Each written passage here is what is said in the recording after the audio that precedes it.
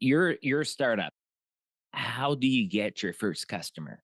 That is so hard for so many businesses, especially you have no case studies, no references, you have nothing. I actually, if you don't mind, I'll take a couple steps back before that because I think there's a lot of things that when you think about how you kind of build a company that need to be true before when you think about getting your first customers. Here's what I mean by that.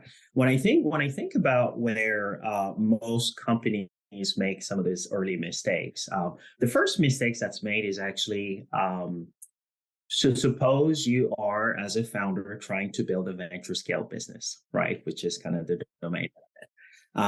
A lot of the times, what I see is founders will come up with an idea of a solution that's there to solve a specific pain point, right? Whatever the pain point might be, right? It might be around collaboration. It might be that you're in the construction space and think folks are still using spreadsheets to manage Strausters, you name it. Oh, I'm telling you, they are. I get those as leads every single day, and they end up buying ERP and use our project management. But you know what? Quick sidestep. Sorry. Believe it or not, there are $500 million businesses. Okay. $500 million a year revenue businesses still using QuickBooks as their accounting platform and spreadsheets and have disparate systems. And they're doing double, triple, and it's like you're a $500 million a year revenue business. How the heck do you operate? Like, I don't get it. That is insane how they grew that big. I'll do you one better, and I'm not going to name names there, but let's just say that this is one of the 10 biggest tech companies out there. I know somebody who works there who tells me that for one of their major operations, it's basically run on spreadsheets. It still happens, right? But let me go back to kind of step one, which is you've got an idea you've identified a pain point that you want to solve.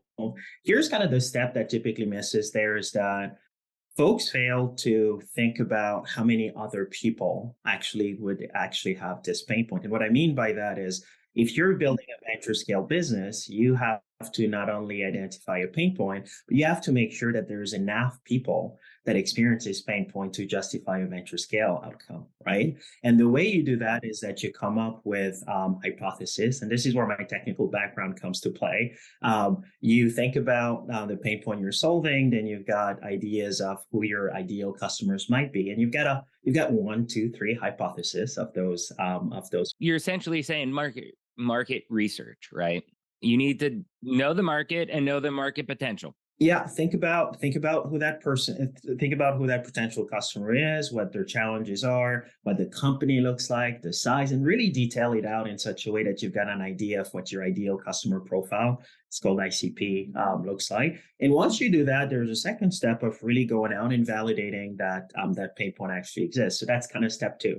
And I'm not even talking about acquiring customers yet. I'm actually just talking about get out of the building, go and talk to some real humans about their day to day and whether or not these challenges that you're trying to solve actually exist and are actually urgent enough to want to actually buy a solution to solve that. Just to clarify, real humans, not the band ICP, right? No insane clown posse. We're just real humans, ideal customer profiles. That's who you want to talk. Humans, people that are actually going to be using your product, because that's the reality, right?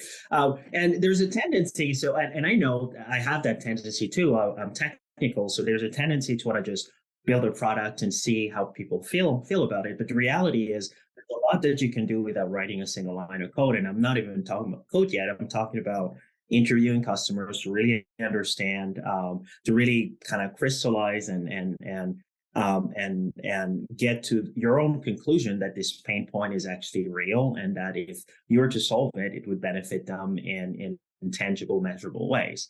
Once you do that, there's a second step of now going, okay, so I've had conversation with these three groups of customers that I thought would be ideal for me. Based on my discussions with them and my conversations with them, I think the ideal ones are actually group one, right? Then you go to group one and you think, okay, let's build for group one. what features and what do features look like, and you're really kind of building things in such a way that by the time you get to that conversation where you're trying to acquire customers, and this is kind of one of my tactics that I would provide with founders, is that half the time they think that what you need to do early stage is sell to those customers. And I know this is something that comes weird. That's going to sound weird coming from a sales leader. You don't necessarily, the motion is less of a direct sales motion, as it is a motion where you've identified innovators and you're effectively trying to sell them on partnering with you to build the product alongside you, right? And it's a very different conversation. So what would look like, here's my product, here's some of the, if you have these pain points, then I've got a solution for you. Here's the reality.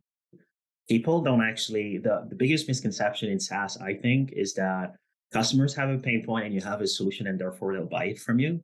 The customer is not thinking about that. The customer, if it is a real pain point, has a way in which they're addressing it that's a workaround.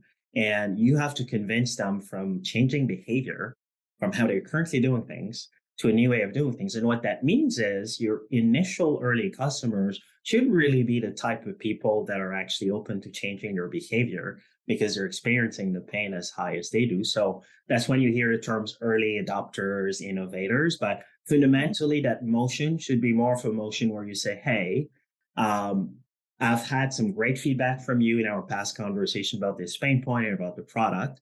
I think we might be a great fit for you guys.